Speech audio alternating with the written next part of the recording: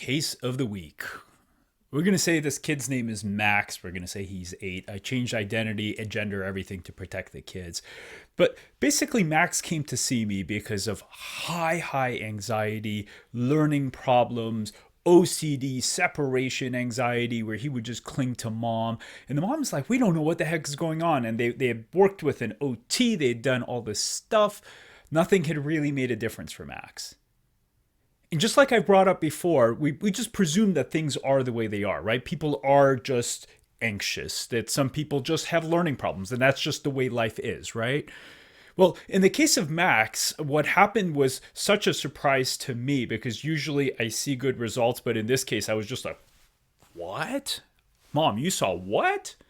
So, what was the case about Max, and how is this relevant, and how does it matter to you? Well, it matters to you because when you look around, there are a hell of a lot of people and kids who have anxiety to some extent. And sometimes it shows up in one part of life, another time it shows up in another part of life.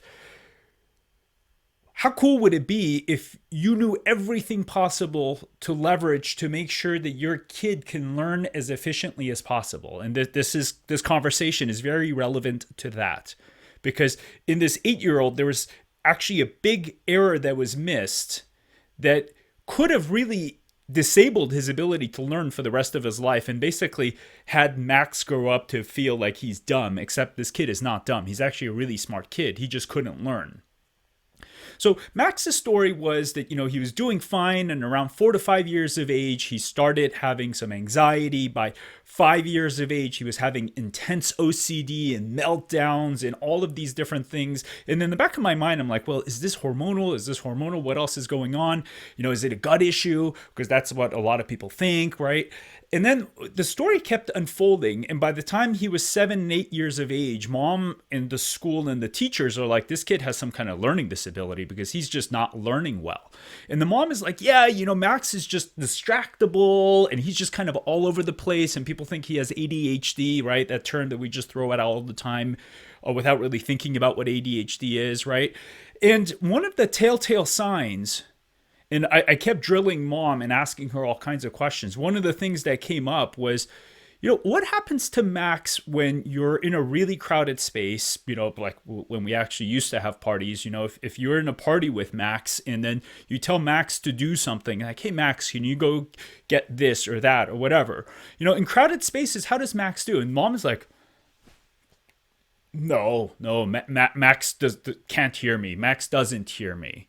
I'm like, what do you mean? She's like, yeah, I have to repeat myself like 15 times to get Max to understand what it is that I want him to hear. And repeating yourself multiple times, especially when things are loud and crowded, may be something that's happening to your family, whether it's your kid or maybe your spouse or niece, nephew, your kid's friend. These kinds of things are all over the place. We just don't know how to look for them. Now, what does this mean, and what relevance does that have to do Max's ability to learn, and how is this relevant to you and your kid and making sure your kid is learning optimally, right?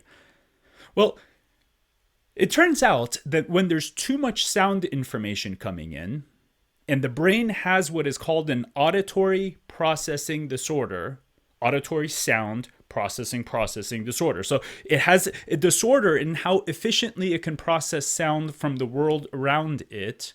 When there's too much information coming in at one time, guess what happens? These auditory pathways basically short circuit. I'm way oversimplifying this because otherwise it wouldn't help.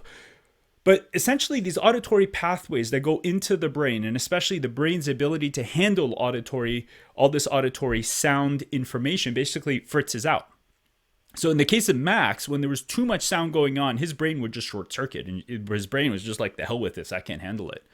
Max would get freaked out in loud and crowded spaces. He would get overwhelmed. He would withdraw. This is a telltale sign of an auditory processing disorder. These kids do not do well in loud and crowded spaces, and it's part of a larger sensory processing. But in this case of Max, it was specifically with sound. He was actually really good in all other areas.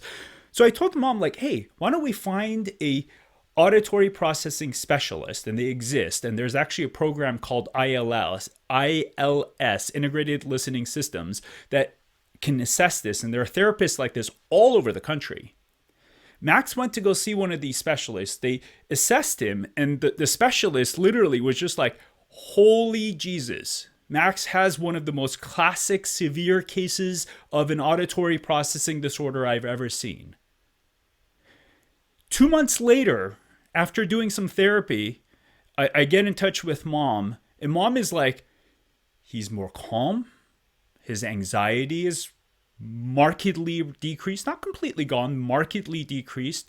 Max is no longer stuck to me at the hip. He's not the barnacle kid that I had. And this is the coolest part. And the kid who was learning disabled is now suddenly learning at an astronomically fast rate.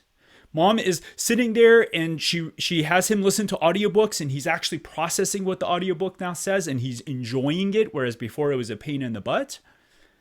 He can actually attend class and take in the information that the teacher actually wants to share with him.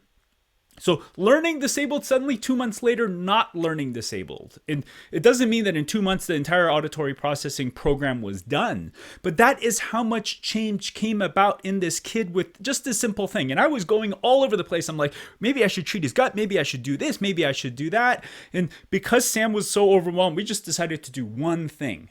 And when she told me that, I'm like, wow, that is so cool.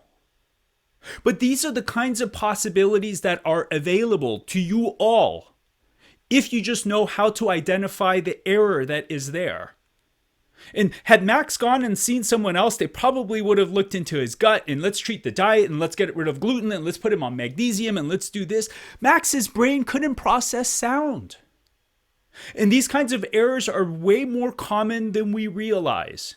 And if these errors are present in your kid, they're present in you, they're present in your niece, nephew, spouse, it makes life astronomically harder. Learning becomes astronomically more difficult because you can't process the information that people are trying to tell you. It's not because you're dumb, it's because your brain can't process. It creates anxiety because you get overwhelmed from too much information stressing out your brain. And these are essentially disabilities that we could so easily take care of if we were just aware of it and knew what to do with it. And I hope that you can help me get this information out there. I hope you can help me make every parent aware that these kinds of things exist. Because you know what? Kids don't need to suffer like Max did. We don't need to have disabilities when a simple treatment can actually rewire the brain and help these kids learn.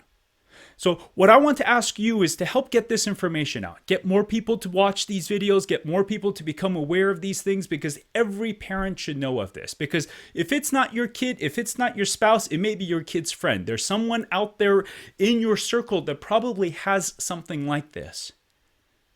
So get this information out there. Let's make the world a better place for all these kids and adults, because you know what? These aren't just issues that happen in kids. I am sure that at least a handful of you watching have this error. And when you look, you're like, yeah, I don't like loud parties. Yeah, when things get too crowded, yeah, I do get a little stressed out.